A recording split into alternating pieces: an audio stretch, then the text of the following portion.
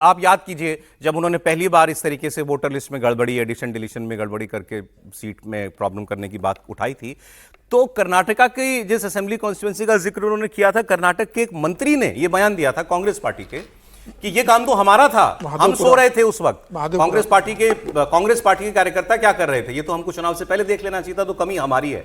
उस व्यक्ति का इस्तीफा ले लिया था राहुल गांधी ने। एनीवे, मैं अब आप लोगों के बीच में जा रहा हूं। हाइड्रोजन बम से आपने क्या पाया, कुछ धरती कांपी, क्या हरियाणा का इलेक्शन चोरी हुआ, और क्या भारत का लोकतंत्र मरा हुआ है और चुनावी व्यवस्था बिल्कुल ठप हो चुकी है, जैसा राहुल गांधी ने आरोप लगाया। त्रिपाठी जी, एक तो ये कि पता नहीं ये हाइड्रोजन बम है या नहीं, क्योंकि एच फाइल्स तक तो मैंने देखा, तो हो सकता है अभी और कुछ इसी तरह की प्रेस कॉन्फ्रेंस हो जो हाइड्रोजन बम कही। यही था, हो गया खत्म। हाँ, टाटा बाय बाय। उन्होंने कहा बाकी बिहार के बाद, क्योंकि बिहार के बाद भी आप लोग यही बात करेंगे, ये उन्होंने कहा। देखिए, राहुल गांधी की प्रेस कॉन्फ्रेंस अगर देखें तो जो मूल उनका मकसद है और जो साफ साफ मुझे अब विदेशी डिजाइन दिखता है, यहां इसको स्पष्टता से फिर मैं दोहरा रहा हूं, राहुल गांधी की प्रेस वार्ता सीधे सीधे विदेशी साजिश की डिजाइन के आधार पर तैयार एक पीपीटी है।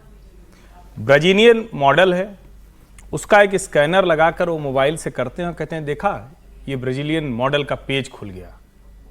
इसमें कौन सी बात है भाई? अगर किसी ब्राजीलियन मॉडल का आपने स्कैनर लगा दिया तो उसी का पेज खुलेगा, दूसरे का तो खुलेगा नहीं। वो हरियाणा की वोटर लिस्ट में क्या कर रही है? मैं वही तो कह रहा हूं, उसी पे आ रहा हूं। अब आप कह रहे हैं कि 22 जगह नाम है, तो ब्राजील से एक मॉडल को बुलाकर भारतीय जनता पार्टी 22 जगह वोट दिलाएगी? Is it possible? और अगर उन्हें गड़बड़ी करनी होगी तो 22 जगह उसी मॉडल का नाम क्यों डालेंगे? मतलब जो कॉन्स्पिरेसी थियरी है वो क्या है कि लोगों के मन में संदेह आ जाए कि ऐसे चुनाव चोरी किया जा रहा है कि न भूतो न भविष्यति, ऐसा तो दुनिया के किसी हिस्से में कोई कर नहीं सकता। फिर एक और ऐसा ही इन्होंने बताया है, अलग अलग जगह नाम बताए हैं, फोटो है, उम्र है। हम लोग लगातार ये बात करते आ रहे हैं कि भारत के चुनाव की मतदाता सूची बहुत ठीक होने के बाद भी उसमें बहुत गड़बड़ रहती है। कई बार ये होता है, नाम, पति का नाम, पिता का नाम, उम्र 36 से 63 हो जाए, 72 हो जाए, वो सब होता है। लेकिन उन्होंने शुरुआत कहां से की? सबका एग्जिट पोल दिखाया और दिखाया कि देखिए कितना शानदार जा रहा था। दूसरा क्या बताया कि देखिए पोस्टल बैलेट था। मतलब जो उनका बेसिक है वो क्या है कि एक तो एग्जिट पोल सारे बता रहे हैं, दूसरा पोस्टल बैलेट बता रहे हैं। अब उसके आधार पर तो देश के लगभग सारे चुनाव पलट चुके हैं। 15 का बिहार का चुनाव तो चलते चुनाव में पलट गया था। काउंटिंग हो रही थी और हम लोग सब लोग देख रहे थे, अचानक चुनाव पलट गया, क्योंकि भाई जहां से काउंटिंग बिहार का चुनाव में मेरे साथ बगल में पत्रकार थे, तो दिवंगत हो गए। उन्होंने कहा कि लाओ संगीत और सैफरन कोट हम भी पहन लेते हैं। मैं कह रहा हूं ऐसा चुनाव, और 12 बजे के बाद पूरा का पूरा पलट गया। टीवी की डिबेट में बैठे लोग अचानक उत्साहित थे, अचानक एकदम से हो गए। इसका मतलब क्या हुआ? भारत के मतदाता को कोई भी अपने तरह से कहें कि मैनिपुलेट कर दे, ये संभव नहीं। अब समझिए वो उन्होंने पोस्टल बैलेट वाली बात क्यों की कि पोस्टल बैलेट कौन भरता है? आमतौर पर सरकारी कर्मचारी जो दूर रहता है, कहीं पोस्टिंग और है, वो नहीं आके वोट डाल, ये सुविधा उसी के लिए, हर किसी के लिए नहीं होती है।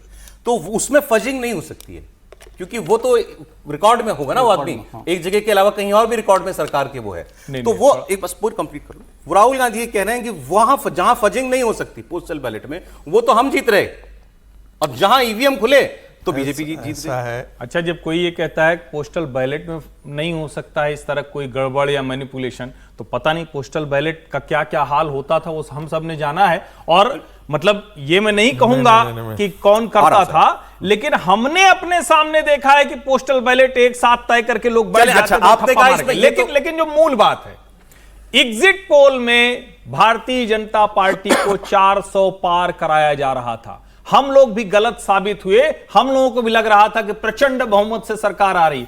खुश हो गए मोदी जी तो भाई, तो मोदी जी की तो इज्जत चली गई। मोदी और शाह अपनी इज्जत नहीं बचा पाई वोट चोरी से, और राहुल गांधी बहुत बढ़िया कर रहे। बीजेपी कह रही है, ये तो कहती है कि हमको अगर चोरी करनी होती तो हम 300 सीट से 240 पर क्यों आते, क्यों नहीं 405 पारी करा लेते, एग्जिट पोल भी सही साबित हो जाता। लेकिन ये बात हरियाणा को लेकर जो वो कह रहे हैं, मुझे तो ये भी अनुभव है, एक पोस्टर सर उनसे हम लोगों सर्वे निकाला। कांग्रेस से याद दिला दूं, जो लोग कहानी कुर्सी की देखते हैं, हमने बात की थी कि हरियाणा में भारतीय जनता पार्टी लीड कर रही है, स्पष्ट तौर पर यह बात।